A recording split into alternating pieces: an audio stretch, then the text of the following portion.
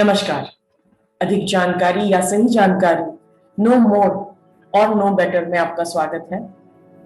इस शो में हम जुड़ेंगे कुछ मेडिकल प्रैक्टिशनर्स, साइकोलॉजिस्ट, काउंसलर्स और अन्य विषय और अन्य व्यक्तियों के साथ आपसे सही जानकारी पहुंचाने का एक प्रयास। मैं मनीषा धोपेश्वरकर, एक समुपदेशक, और आज का विषय है Covid vaccination in pregnancy, lactation, menstruation periods and fertility। आज हमारे साथ है डॉक्टर दिलीप वाल्के, जो है MD ऑब्स्टेट्रिक्स एंड गायनेकोलॉजिस्ट और पुणे के मेडिपॉइंट हॉस्पिटल और जुपिटर हॉस्पिटल बाने में कंसल्टेंट है।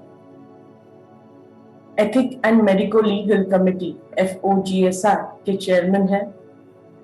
पुणे के ऑब्स्टेट्रिक एंड गायनेकोलॉजिकल सोसाइटी के चेयरमैन रह चुके हैं और डॉक्टर प्रैक्स कंसल्टेशन ऐप के एडवाइजर और डायरेक्टर हैं।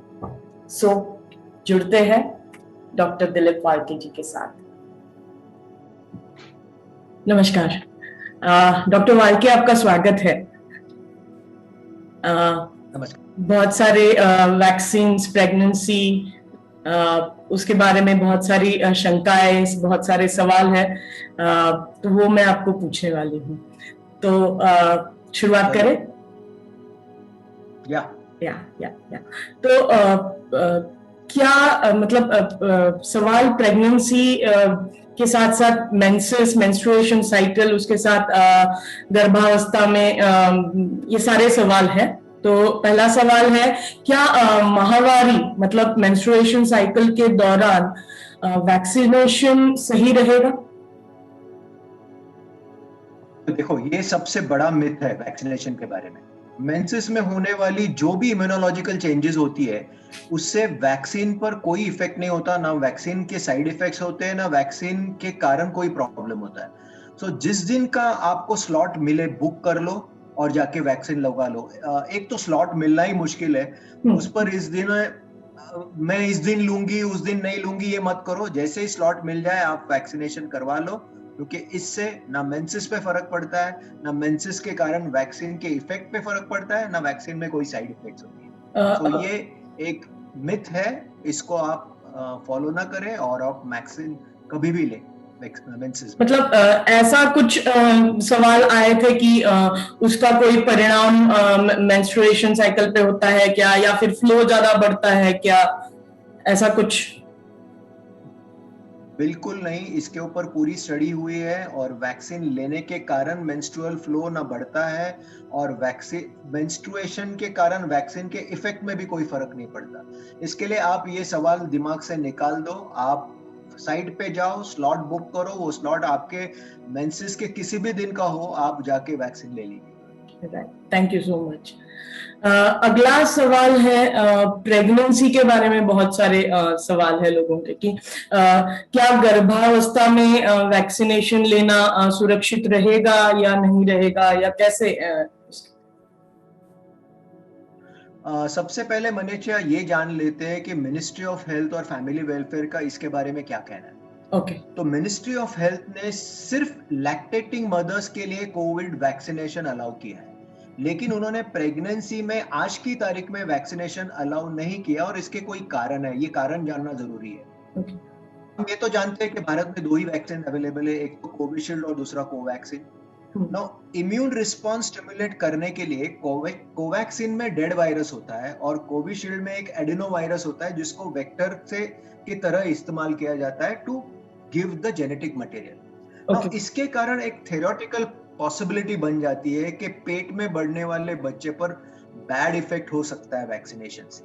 दूसरी बात यह है कि प्रेगनेंसी में वैक्सीन पर जितनी भी स्टडीज हुई है, उसमें फाइजर के मैसेंजर आरएनए वैक्सीन इस्तेमाल किया गया है।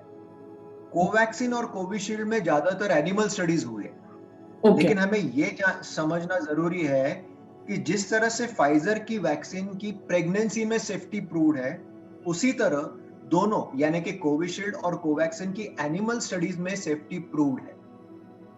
इसलिए हम जो इंडियन गायनेकोलॉजिस्ट है, जिनकी एक नेशनल बॉडी है फॉक्सी, जिसमें करीब 35,000 मेंबर्स हैं, हम गवर्नमेंट ऑफ इंडिया को कन्विंस करने की कोशिश कर रहे हैं कि जब एनिमल स्टडीज में दोनों वैक्सीन की सेफ्टी प्रूव्ड है, हाँ. तो हमें इन वैक्सीन को प्रेगनेंसी में यूज करने की परमिशन मिलनी चाहिए।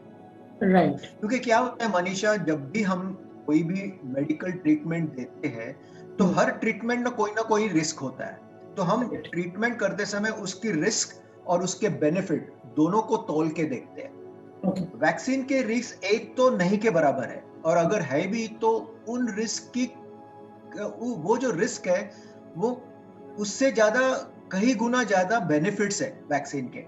सो अगर रिस्क और बेनिफिट को हम लोग तोले तो हमें ये पता चलता है कि वैक्सीन के बेनिफिट्स बहुत ज्यादा है। क्योंकि अगर किसी प्रेगनेंसी में किसी को कोविड हो गया तो उससे होने वाले जो रिस्क है वो बहुत ज्यादा है, इसलिए वैक्सीन देना सेफ हो जाता है। सेकेंडली, माँ को अगर वैक्सीन मिलती है तो बच्चे में भी एंटीबॉडीज पास ऑन हो जाती है। इसलिए मुंबई में अभी एक ट्रेंड है कि प्रेगनेंसी में पेशेंट की सबसे पहले इन्फॉर्म कंसेंट ली जाती है, फिर गायनेकोलॉजिस्ट का सर्टिफिकेट उसमें जोड़ा जाता है और वैक्सीनेशन सेंटर में जाके वैक्सीन लगाया जाता है। फिर तुम्हारा ये सवाल हो सकता है मनीषा कि अगर फाइजर की वैक्सीन इतनी अच्छी है प्रेगनेंसी में, तो हम लोग ये कोविशील्ड और कोवैक्सीन यूज क्यों करें? गवर्नमेंट ऑफ इंडिया फाइजर की वैक्सीन को क्यों नहीं रेकमेंड करता? Reason is very simple. Pfizer की जो वैक्सीन है उसके कोल्ड स्टोरेज प्रोटोकॉल्स बहुत स्ट्रिक्ट है, और इसलिए जनरल पॉपुलेशन में अगर वो यूज करना है पूरे भारतवर्ष में तो ये बहुत चैलेंजिंग चीज है। कोल्ड स्टोरेज मेंटेन करना एक बहुत चैलेंजिंग बात है। तो मैसेज इतना ही है कि अपने गायनेकोलॉजिस्ट के साथ रिस्क और बेनिफिट डिस्कस करें, और कोविशील्ड या कोवैक्सीन आप उसकी चिंता ना करें, और मेरी मानो तो आप प्रेगनेंसी में वैक्सीन बिंदास लगवा लीजिए। Okay, thank you so much. बहुत सही जानकारी मिल रही है। डॉक्टर वालके, अगला सवाल है कि प्रेगनेंसी की जो ट्रीटमेंट ले रहे हैं फॉर लाइक जो लोग बच्चा प्लान कर रहे हैं, और उस समय उस ट्रीटमेंट के दौरान क्या वो वैक्सीनेशन कोविड की लगा सकते हैं? क्या उसमें कोई रिस्क है? ये भी बिल्कुल रिस्क नहीं है। ये भी प्रूव हो चुका है कि प्रेगनेंसी की आप ट्रीटमेंट भी ले रहे हो तो वैक्सीनेशन पे कोई फर्क पड़ता है ना वो प्रेगनेंसी के ट्रीटमेंट में फर्क पड़ता है। अब आपका ये सवाल हो सकता है कि मैं प्रेगनेंसी की ट्रीटमेंट ले रही हूँ, वैक्सीन मैंने दे दिया और मुझे पता चल गया कि प्रेगनेंसी हो गई मुझे, तो वो वैक्सीन के कारण अंदर जो बेबी है उसमें कोई इफेक्ट होने वाला है क्या? तो हाँ, उसके ऊपर भी कोई इफेक्ट नहीं होता वैक्सीन से, क्योंकि वैक्सीन से सिर्फ एंटीबॉडीज बढ़ती है। वैक्सीन से कोई वायरस, वो जो वायरस यूज किया जाता है वो डेड वायरस है या फिर वेक्टर वायरस है। दोनों ही वायरस बेबी के पर असर नहीं करते। इसके लिए आप अगर प्रेगनेंसी की ट्रीटमेंट भी ले रहे हो तो किसी भी दिन, जिस दिन आपको स्लॉट मिले उस दिन जाइए और वैक्सीन लगवा लीजिए। Thank you so much. अब और एक सवाल है जो है वैक्सीनेशन के बाद लैक्टेशन यानी स्तनपान सुरक्षित है? यहाँ स्तनपान करने वाली औरतों को वैक्सीनेशन लगाने के लिए गवर्नमेंट ऑफ इंडिया ने भी अभी परमिशन दे दी है। पहले तो उन्होंने ये भी नहीं दिया था, कि उन्होंने कहा था कि प्रेगनेंसी में भी नहीं लगा सकते वैक्सीन और स्तनपान करते समय औरतें ये वैक्सीन नहीं लगा सकती। लेकिन अभी गवर्नमेंट ऑफ इंडिया को हम लोगों ने कन्विंस किया है, फॉक्सी ने कन्विंस किया, उसके बाद में उन्होंने लैक्टेटिंग विमेन को वैक्सीनेशन करने की पूरी छूट दे दी है। प्रॉब्लम सिर्फ इतना है कि समझो अगर डिलीवरी हो गई और मदर कोविड पॉजिटिव है तो सवाल ये उठता है कि अगर मदर कोविड पॉजिटिव है तो स्तनपान करना चाहिए कि नहीं चाहिए, ये एक सवाल है। तो उसमें सिर्फ इतना ही करना है आपको कि जब तक आपका जो क्वारंटाइन पीरियड है, आइसोलेशन पीरियड है, खत्म नहीं हो जाता, तब तक जब आप स्तनपान करें तब आप मास्क पहने, बस उतना ही आपको ख्याल रखना है। और अदरवाइज जितना हो सके बेबी से दूर रहे। एक बार आइसोलेशन पीरियड खत्म हो जाए तो आप फिर से बेबी के पास जा सकते हैं। और स्तनपान करने से ये पता लगता है कि अगर आपको कोविड हुआ है तो कोविड की जो एंटीबॉडीज आप में तैयार हो रहे हैं, आपके बॉडी में तैयार हो रहे हैं, वो दूध के माध्यम से बेबी को मिल जाता है। तो इनफैक्ट बेबी प्रोटेक्ट हो जाती है कोविड से। Okay okay. और एक सवाल अभी दिमाग में मेरे आया कि मेनोपॉज जिनका चल रहा है उनके लिए भी ये सेफ है? एब्सोल्युटली, जैसे मेंसेस में चल सकता है वैसे मेनोपॉज में भी चल सकता है, कोई भी दिक्कत नहीं है, बिंदास ले सकते हैं। तो मैसेज इतना है कि आप वैक्सीन कभी भी ले सकते हैं, तो आपको सिर्फ इतना ही करना है कि 18 to 45 का स्लॉट बुक करना है। स्लॉट मिलते ही किसी भी चीज का आप सोचो मत और जाके वैक्सीन लगवा। सही में बहुत सारे सवाल थे उसके, आपने शंका निरसन कर दिया है doctor. So thank you so much for this information. Thank you, thank you, thank you, welcome.